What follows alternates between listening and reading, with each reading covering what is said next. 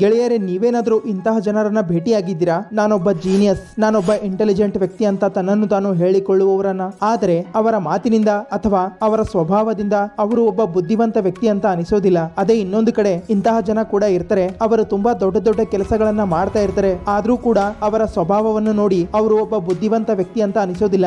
ಯಾಕಂದ್ರೆ ಒಬ್ಬ ಜೀನಿಯಸ್ ವ್ಯಕ್ತಿ ಪ್ರತಿ ಕ್ಷಣ ತನ್ನನ್ನು ತಾನು ಅಂಡರ್ ಎಸ್ಟಿಮೇಟ್ ಮಾಡಿಕೊಳ್ತಾ ಇರ್ತಾನೆ. ಅಂದ್ರೆ ಅವರು ಎಷ್ಟೇ ಸ್ಮಾರ್ಟ್ ಮತ್ತೆ ಜೀನಿಯಸ್ ಆಗಿದ್ರು ಕೂಡ ನಾ ಎಲ್ಲದರಲ್ಲೂ ಕಡಿಮೆನೆ ಅಂತ ತಿಳ್ಕೊಂಡಿರ್ತಾರೆ. ಒಂದ್ ವೇಳೆ ನೀವು ಒಬ್ಬ ಜೀನಿಯಸ್ ವ್ಯಕ್ತಿ ಅಂದ್ರು ಅವರು ಅದನ್ನ ನಂಬೋದಿಲ್ಲ. ಏಕೆಂದ್ರೆ ಸ್ವತಃ ಅವರಿಗೂ ಕೂಡ ಗೊತ್ತಿರೋದಿಲ್ಲ ಅವರು ಬೇರೆಯವರಕ್ಕಿಂತ ಜೀನಿಯಸ್ ವ್ಯಕ್ತಿ ಆಗಿದ್ದಾರೆ ಎಂದು. ಆದ್ರೆ ಪ್ರಶ್ನೆ ಇರೋದು, ಹೇಗೆ ಗೊತ್ತಾಗುತ್ತೆ ಒಬ್ಬ ವ್ಯಕ್ತಿ ಜೀನಿಯಸ್ ಆಗಿದ್ದಾನ ಅಥವಾ ಇಲ್ಲ ಅನ್ನೋದು? ಅದಕ್ಕಾಗಿ ನಾನು ನಿಮ್ಗೆ ಇಂತಹ ಸೀಕ್ರೆಟ್ಸ್ ಗಳನ್ನ ಹೇಳ್ತೀನಿ. ಇದರಿಂದ ಒಬ್ಬ ವ್ಯಕ್ತಿ ಜೀನಿಯಸ್ ಆಗಿದ್ದಾನೆ ಅನ್ನೋದು ಅರ್ಥ ಆಗುತ್ತೆ. ಈ ಗುಣಗಳು ನಿಮ್ಮಲ್ಲೂ ಇರಬಹುದು, ಮತ್ತೆ ನಿಮ್ಮಲ್ಲೂ ಜೀನಿಯಸ್ ಲೆವೆಲ್ ನ ಥಿಂಕಿಂಗ್ ಇರಬಹುದು. ಅದಕ್ಕೆ ಈ ವಿಡಿಯೋ ಎಂಡ್ ವರೆಗೆ ನೋಡಿ. ಹಂಗೆ ನಮ್ಮ ಚಾನಲ್ ಅನ್ನ ಸಬ್ಸ್ಕ್ರೈಬ್ ಮಾಡಿ ಮತ್ತೆ ನಮ್ಮ ಕಮ್ಯುನಿಟಿಯನ್ನ ಜಾಯಿನ್ ಆಗಿ. Point number 1, they like to be alone and quiet. Actually ಯಾರೆಲ್ಲ ಬೇರೆಯವರಿಗೆ ಭೇಟಿಯಾಗಲು ಇಷ್ಟ ಪಡೋದಿಲ್ಲ, ಬೇರೆಯವರೊಂದಿಗೆ ಮಾತಾಡಲು ಅಂಥವರಿಗೆ ಆಗೋದಿಲ್ಲ, ಅವರಿಗೆ ಒಬ್ಬಂಟಿ ಆಗಿರೋದೇ ಇಷ್ಟ ಆಗುತ್ತೆ. ಇಂಥವರಿಗೆ ಜನ ಇನ್ನೋಸೆಂಟ್, ನಾಚಿಕೆ ಉಳ್ಳ, ಮೂರ್ಖ, ಇಂಟರ್ವರ್ಟ್, ರೂಡ್ ಅಥವಾ ಆಟಿಟ್ಯೂಡ್ ಉಳ್ಳ ವ್ಯಕ್ತಿ ಅಂತ ತಿಳಿದುಕೊಳ್ತಾರೆ.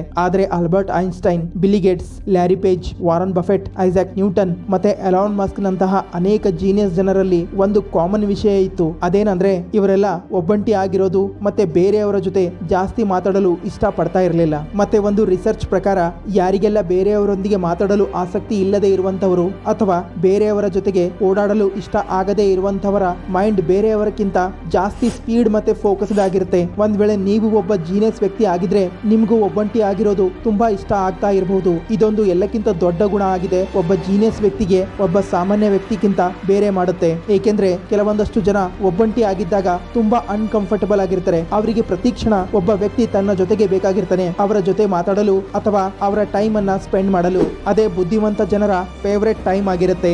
ಯಾವಾಗ ಅವರು ಒಬ್ಬಂಟಿ ಆಗಿರ್ತಾರೆ, ತಮ್ಮ ಜೊತೆಗೆ ತಾವು ಟೈಮ್ ಸ್ಪೆಂಡ್ ಮಾಡ್ತಾರೆ ಮತ್ತೆ ಅದನ್ನ ಸರಿಯಾಗಿ ಉಪಯೋಗವನ್ನು ಮಾಡಿಕೊಳ್ತಾರೆ. ಫಾರ್ ಎಕ್ಸಾಂಪಲ್, ಆ ಸಮಯದಲ್ಲಿ ಆಕ್ಟಿವ್ ಇಮ್ಯಾಜಿನೇಷನ್ ಮಾಡ್ತಾರೆ, ಪ್ಲಾನಿಂಗ್ ಮಾಡ್ತಾರೆ ಅಥವಾ ಸಿಂಪ್ಲಿ ತಮ್ಮ ಜೀವನದ ಬಗ್ಗೆ ಯೋಚನೆ ಮಾಡ್ತಾರೆ. ಆದರೆ ಜನ ಇದನ್ನ ಅಪಾರ್ಥ ಮಾಡಿಕೊಳ್ತಾರೆ. ಅವರಿಗೆ ಅನಿಸುತ್ತೆ ಇಂಥವರು ತುಂಬಾ ರೂಡ್ ಆಗಿರ್ತಾರೆ, ಇಂಥವರಿಗೆ ಜಾಸ್ತಿ ಗೆಳೆಯರು ಇರೋದಿಲ್ಲ, ಯಾರೆಲ್ಲ ಬೇರೆಯವರೊಂದಿಗೆ ಮಾತಾಡೋದಿಲ್ಲ, ಅವರಲ್ಲಿ ಆಟಿಟ್ಯೂಡ್ ಇರುತ್ತೆ ಅಂತ ತಿಳಿದುಕೊಳ್ತಾರೆ. ಆದರೆ ಇದು ತಪ್ಪು. ಏಕೆಂದ್ರೆ ಬುದ್ಧಿವಂತ ಜನ ಬೇರೆಯವರಿಗಿಂತ ತಮ್ಮ ಮೇಲೆ ತಾವು ಭರವಸೆ ಮಾಡ್ತಾರೆ. ಇದು ಅವರಿಗೆ ಸ್ಟ್ರಾಂಗ್ ಅಡ್ವಾಂಟೇಜ್ ನೀಡುತ್ತೆ. Point number 2, they take cautious and calculated risk. ನಮ್ಮೆಲ್ಲರ ಫೇವರೇಟ್ ಮಾಜಿ ಕ್ಯಾಪ್ಟನ್ MS ಧೋನಿ ಅವರ ಒಂದು ಮಾತು ಸದಾ ಕಾಲ ನೆನಪಿನಲ್ಲಿ ಇರುತ್ತೆ.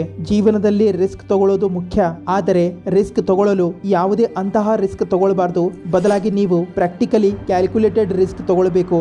You have to be practical.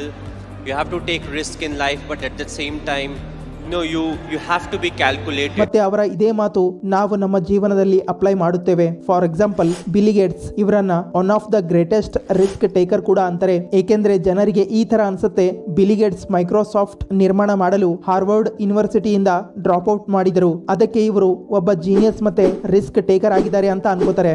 ಆದರೆ ನಿಜ ಹೇಳಬೇಕು ಅಂದ್ರೆ ಮೈಕ್ರೋಸಾಫ್ಟ್ ಪ್ರಾರಂಭ ಮಾಡಿದ ಮೇಲೂ ಅವರು ಹಾರ್ವರ್ಡ್ ಯೂನಿವರ್ಸಿಟಿಯಿಂದ ಡ್ರಾಪ್ ಔಟ್ ಮಾಡಿರಲಿಲ್ಲ. ಈ ಮಾತು ಅವರಿಗೂ ಕೂಡ ಗೊತ್ತಿತ್ತು. ಅವರ ಐಡಿಯಾ ತುಂಬಾ ಯೂನಿಕ್ ಆಗಿದೆ ಅನ್ನೋದು. ಆದರೂ ಕೂಡ ತಕ್ಷಣ ಅವರು ತನ್ನ ಕಾಲೇಜ್ ಬಿಟ್ಟು ಫುಲ್ ಟೈಮ್ ಅದರ ಮೇಲೆ ಕೆಲಸ ಮಾಡಲಿಲ್ಲ. ತಾಳ್ಮೆಯಿಂದ ವೇಟ್ ಮಾಡಿದ್ರು. ಮತ್ತೆ ಯಾವಾಗ ಅವರಿಗೆ ಅರ್ಥ ಆಯಿತು ಇದರಿಂದ ನನ್ನ ಜೀವನ ಬದಲಾವಣೆ ಆಗಬಹುದು ಅಂತ, ಆಗ ಅವರು ಹಾರ್ವರ್ಡ್ ಯೂನಿವರ್ಸಿಟಿಯಿಂದ ಡ್ರಾಪ್ ಔಟ್ ಮಾಡಿದರು. ಮತ್ತೆ ಬುದ್ಧಿವಂತ ಜನರಲ್ಲಿ ಈ ಕ್ವಾಲಿಟಿ ಇರುತ್ತೆ. ಅವರ ರ್ಯಾಷನಲ್ ಮೈಂಡ್ ಆಕ್ಟಿವ್ ಆಗಿರುತ್ತೆ. ಅವರು ಪ್ರತಿಯೊಂದು ನಿರ್ಧಾರವನ್ನು ತುಂಬಾ ಅಳೆದು ತೂಗಿ ತಗೊಳ್ತಾರೆ. ಅದಕ್ಕೆ ಅವರು ತಮ್ಮ ಅಗತ್ಯಗಳ ಅನುಸಾರವಾಗಿ ರಿಸ್ಕ್ ತಗೊಳ್ಳೋದಿಲ್ಲ. ಬದಲಾಗಿ ತನ್ನ ರ್ಯಾಷನಲ್ ಮೈಂಡ್ ನ ಅಕಾರ್ಡಿಂಗ್ ಕ್ಯಾಲ್ಕುಲೇಟೆಡ್ ರಿಸ್ಕ್ ತಗೊಳ್ಳುವ ಪ್ರಯತ್ನ ಮಾಡ್ತಾರೆ. Point number 3, they talk to themselves a lot. ತುಂಬಾ ರಿಸರ್ಚ್ ಗಳಲ್ಲಿ ಗಮನಿಸಲಾಗಿದೆ, ಬುದ್ಧಿವಂತ ಜನ ತಮ್ಮ ಜೊತೆಗೆ ತಾವು ಮಾತಾಡಿಕೊಳ್ತಾರೆ ಅನ್ನೋದು. ಏಕೆಂದ್ರೆ ಒಂದು ಸೀರೀಸ್ ಆಫ್ ಎಕ್ಸ್ಪೆರಿಮೆಂಟ್ ನಲ್ಲಿ US based psychologist Daniel Swingley, Gary Lupyan ಕಂಡುಕೊಂಡ್ರು ಸೆಲ್ಫ್ ಟಾಕ್ ನಿಂದ 3 ಕಾಗ್ನಿಟಿವ್ ಬೆನಿಫಿಟ್ಸ್ ಆಗುತ್ತೆ. ಅದರಲ್ಲಿ ಮೊದಲನೇದು, ಇದರಿಂದ ಮೆಮರಿ ತುಂಬಾ ಚೆನ್ನಾಗಿರುತ್ತೆ. ಆತ ವಿಷಯಗಳನ್ನ ಜಾಸ್ತಿ ಸಮಯದವರೆಗೆ ನೆನಪಿನಲ್ಲಿ ಇಟ್ಟಿಕೊಳ್ತಾನೆ.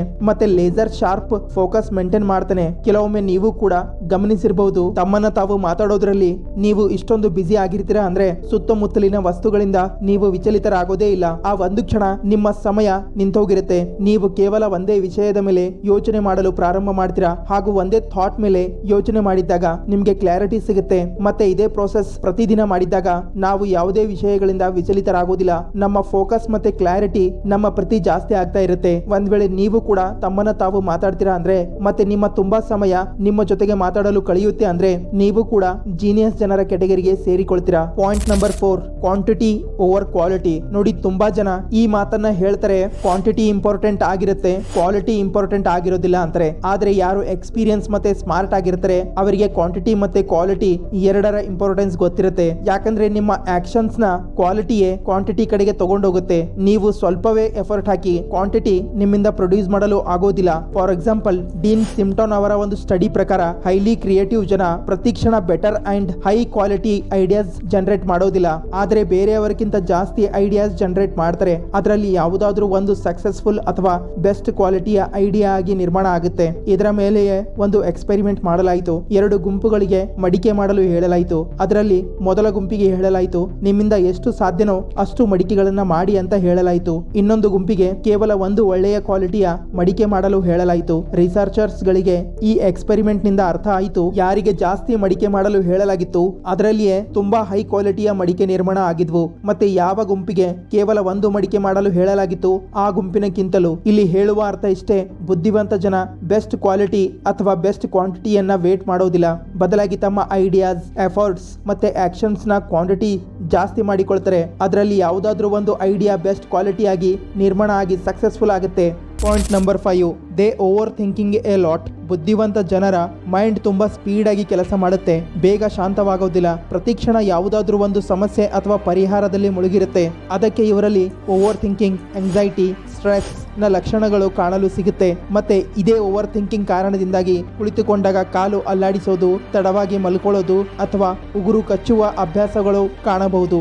ಅಷ್ಟೇ ಅಲ್ಲ, general of behaviour therapy and experimental psychiatrist published ಆದ ಒಂದು ರಿಸರ್ಚ್ ನಲ್ಲಿ 1 ವರ್ಷದವರೆಗೆ ಕೆಲವೊಂದು ಪಾರ್ಟಿಸಿಪೇಟ್ ಗಳನ್ನ ಟ್ರ್ಯಾಕ್ ಮಾಡಲಾಯಿತು. ಇದರಿಂದ ಅರ್ಥ ಆಯಿತು, ಯಾರಿಗೆ ಉಗುರು ಕಚ್ಚುವ ಅಭ್ಯಾಸ ಇದೆ ಅವರ ಐಕ್ಯೂ ಲೆವೆಲ್ ಬೇರೆಯವರಕ್ಕಿಂತ ಜಾಸ್ತಿ ಆಗಿತ್ತು. ಇಂತಹದೇ ವಿಚಿತ್ರ ಅಭ್ಯಾಸಗಳು ಜೀನಿಯಸ್ ಜನರಲ್ಲಿ ಇರುತ್ತೆ. ಈ ತರ ಯಾಕಾಗುತ್ತೆ ಅಂದ್ರೆ ಮನುಷ್ಯ ಜಾಸ್ತಿ ಯೋಚನೆಯಲ್ಲಿ ಮುಳುಗಿದ್ದಾಗ ಅನೇಕ ಜನರಲ್ಲಿ ಉಗುರು ಕಚ್ಚುವ ವಿಚಿತ್ರ ಅಭ್ಯಾಸ ಇನ್ವಾಲಂಟರಿ ಆಕ್ಷನ್ಸ್ ಗಳಾಗಿ ನಿರ್ಮಾಣ ಆಗಿರುತ್ತೆ. ಅವರಿಗೆ ಇದು ಸ್ಟ್ರೆಸ್ ಬೂಸ್ಟರ್ ಥರನೂ ಕೆಲಸ ಮಾಡುತ್ತೆ. ಏಕೆಂದ್ರೆ ಬುದ್ಧಿವಂತ ಜನ ಕೆಲವೊಂದು ವಿಚಾರಗಳ ಬಗ್ಗೆ ಇಷ್ಟೊಂದು ಡೀಪ್ಲಿ ಯೋಚನೆ ಮಾಡ್ತಾ ಇರ್ತಾರೆ ಅಂದ್ರೆ ಅದರಿಂದ ಅವರಿಗೆ ಸ್ಟ್ರೆಸ್, ಎಂಗ್ಸೈಟಿಗಳಂತ ಲಕ್ಷಣಗಳು ಕಾಡ್ತಾ ಇರುತ್ತೆ. Point number 6, their procrastination for their own benefits. American author and professor Adam M Grant ಹೇಳ್ತಾರೆ, ಹೌದು, ಪ್ರೊಕಾಸ್ಟಿನೇಷನ್ ನಿಮ್ಮ ಪ್ರೊಡಕ್ಟಿವಿಟಿಯ ಎದುರಾಳಿ ಆಗಿರಬಹುದು, ಆದರೆ ಇದೇ ಪ್ರೊಕಾಸ್ಟಿನೇಷನ್ ನಿಮ್ಮ ಕ್ರಿಯೇಟಿವಿಟಿಯ ರಿಸೋರ್ಸ್ ಕೂಡ ಆಗಿರುತ್ತೆ. ಪ್ರೊಕಾಸ್ಟಿನೇಷನ್ ಅಂದ್ರೆ ಕೆಲಸವನ್ನು ತಳ್ಳೋದು, ಆಮೇಲೆ ಮಾಡ್ತೀನಿ ಅನ್ನೋದು.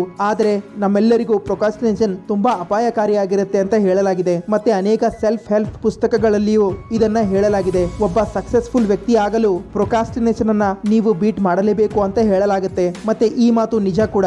ಆದರೆ ಕೆಲವೊಮ್ಮೆ ಕೆಲವು ವಿಷಯಗಳನ್ನ ತಳ್ಳೋದು, ನಂತರ ಮತ್ತೆ ಅದರ ಮೇಲೆ ಕೆಲಸ ಮಾಡುವ ಅಭ್ಯಾಸ ನಿಮ್ಮ ಕ್ರಿಯೇಟಿವಿಟಿಯನ್ನ ಇನ್ನೂ ಇನ್ಕ್ರೀಸ್ ಮಾಡುತ್ತೆ. ಇದನ್ನ ಗುಡ್ ಪ್ರೊಕಾಸ್ಟಿನೇಷನ್ ಕೂಡ ಅಂತಾರೆ. ಅದಕ್ಕೆ ಜೀನಿಯಸ್ ಜನರ ಉತ್ತಮ ಕೆಲಸಗಳು ಪ್ರೊಕಾಸ್ಟಿನೇಷನ್ ನ ಕಾರಣವೇ ಆಗಿದೆ. ಫಾರ್ ಎಕ್ಸಾಂಪಲ್, ಲಿಯೋನಾರ್ಡೋ ಡಾ Vinci world famous painting Mona Lisa ಚಿತ್ರವನ್ನು 1503ರಲ್ಲಿ ಬಿಡಿಸಲು ಪ್ರಾರಂಭ ಮಾಡಿದ್ರು. ಮತ್ತೆ ಅದನ್ನು ಮುಕ್ತಾಯ ಮಾಡಲು 16 ವರ್ಷಗಳ ಸಮಯ ತಗೊಂಡಿದ್ರು. ಮತ್ತೆ ಆಲ್ಮೋಸ್ಟ್ ಅವರ ಸಾವು ನಿಕಟ ಬಂದಾಗ ಅವರು ಆ ಚಿತ್ರದ ಮೇಲೆ ಕೆಲಸ ಮಾಡ್ತಾ ಇದ್ರು. ಆದರೆ ಅವರು ಈ ತರ ಮಾಡಲಿಲ್ಲ. ತನ್ನ ಎಲ್ಲ ಕೆಲಸ ಬಿಟ್ಟು ಕೇವಲ ಇದೇ ಪೇಂಟಿಂಗ್ ಮೇಲೆ ಕೆಲಸ ಮಾಡ್ತಾ ಇರಲಿಲ್ಲ.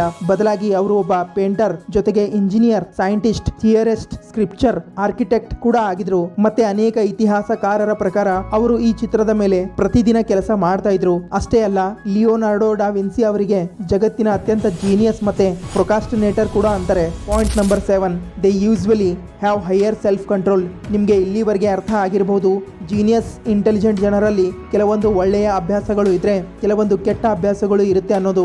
ಅವುಗಳಲ್ಲೇ ಅವರ ಒಂದು ಒಳ್ಳೆಯ ಗುಣ ಇದು ಕೂಡ ಆಗಿರುತ್ತೆ. ಅವರು ತಮ್ಮ ಎಲ್ಲಾ ಅಭ್ಯಾಸಗಳ ಹೈ ಸೆಲ್ಫ್ ಕಂಟ್ರೋಲ್ ನ ಕಾರಣದಿಂದಾಗಿಯೇ ಅವುಗಳನ್ನ ಕಂಟ್ರೋಲ್ ಕೂಡ ಮಾಡಿಕೊಳ್ತಾರೆ. ಸೆಲ್ಫ್ ಕಂಟ್ರೋಲ್ ಇಂಟೆಲಿಜೆನ್ಸ್ ನ ಒಂದು ತುಂಬಾ ದೊಡ್ಡ ಗುಣ ಆಗಿದೆ. ಒಂದ್ ವೇಳೆ ನಿಮ್ಗೆ ನಿಮ್ಮ ಮೇಲೆ ಹೈ ಸೆಲ್ಫ್ ಕಂಟ್ರೋಲ್ ಇದ್ರೆ ನೀವು ಕೂಡ ಒಬ್ಬ ಜೀನಿಯಸ್ ವ್ಯಕ್ತಿ ಆಗಿದ್ದೀರಾ. ಏಕೆಂದ್ರೆ ನೀವು ಅಷ್ಟೊಂದು ಸೆಲ್ಫ್ ಅವೇರ್ ಆಗಿದ್ದೀರಾ. ಯಾವುದು ಸರಿ ಯಾವುದು ತಪ್ಪು ಅನ್ನೋದು ನೀವೇ ನಿರ್ಧಾರ ಮಾಡುವಷ್ಟು. 2009ರಲ್ಲಿ ಯೆಲ್ ಯೂನಿವರ್ಸಿಟಿಯಲ್ಲಿ ನಡೆದ ಒಂದು ರಿಸರ್ಚ್ ನಲ್ಲಿ ಕೆಲವೊಂದು ಸ್ಟೂಡೆಂಟ್ಸ್ ಗಳ ಮೇಲೆ IQ ಟೆಸ್ಟ್ ಮಾಡಲಾಯಿತು. ಇದರಲ್ಲಿ ಆ ವಿದ್ಯಾರ್ಥಿಗಳಿಗೆ ರಿವಾರ್ಡ್ ಮನಿ ಕೊಡಲಾಯಿತು. ಆದರೆ ಅವರ ಮುಂದೆ ಆಯ್ಕೆಗಳಿದ್ವು. ಬೇಕಿದ್ರೆ ಅವರು ಈ ರಿವಾರ್ಡ್ ಮನಿ ಈಗಲೇ ತಗೊಳ್ಬಹುದು ಅಥವಾ ನಂತರ ಕೂಡ ತಗೊಳ್ಬಹುದು. ಯಾವ ವಿದ್ಯಾರ್ಥಿ ರಿವಾರ್ಡ್ ಮನಿ ನಂತರ ತಗೊಂಡ್ರು ಆ ವಿದ್ಯಾರ್ಥಿಗಳ IQ ನಲ್ಲಿ ಜಾಸ್ತಿ ಅಂಕಗಳು ಇದ್ವು. ಇದರಿಂದ ರಿಸರ್ಚರ್ಸ್ ಗಳಿಗೆ ಅರ್ಥ ಆಯಿತು ಯಾರು ಹಠಾತ್ ನಿರ್ಧಾರಗಳಿಗೆ ಕಂಟ್ರೋಲ್ ಮಾಡಿಕೊಳ್ತಾರೆ ಮತ್ತೆ ತಮ್ಮ ಇಮೋಷನ್ಸ್ ಆಕ್ಷನ್ಸ್ ಗಳನ್ನ ಕಂಟ್ರೋಲ್ ಮಾಡಿಕೊಳ್ತಾರೆ ಅವರು ಬೇರೆಯವರಿಗಿಂತ ಜಾಸ್ತಿ ಬುದ್ಧಿವಂತರು ಮತ್ತೆ ಜೀನಿಯಸ್ ಆಗಿದ್ದಾರೆ ಎಂದು. ಸೊ ಫ್ರೆಂಡ್ಸ್, ಹಾಗಿದ್ರೆ ಈ ವಿಡಿಯೋ ಇಲ್ಲಿಗೆ ಮುಕ್ತಾಯ ಆಗುತ್ತೆ. ಈ ವಿಡಿಯೋ ಬಗ್ಗೆ ನಿಮ್ಮ ಅನಿಸಿಕೆ ಏನೇ ಇದ್ರೂ ಕಮೆಂಟ್ಸ್ ಮೂಲಕ ತಿಳಿಸಿ. ಹಾಗೆ ಚಾನಲ್ ಅನ್ನು ಸಬ್ಸ್ಕ್ರೈಬ್ ಮಾಡಿ, ಇನ್ಸ್ಟಾ ಪೇಜ್ ಅನ್ನು ಫಾಲೋ ಮಾಡಿ. ಬಾಯ್ ಬಾಯ್.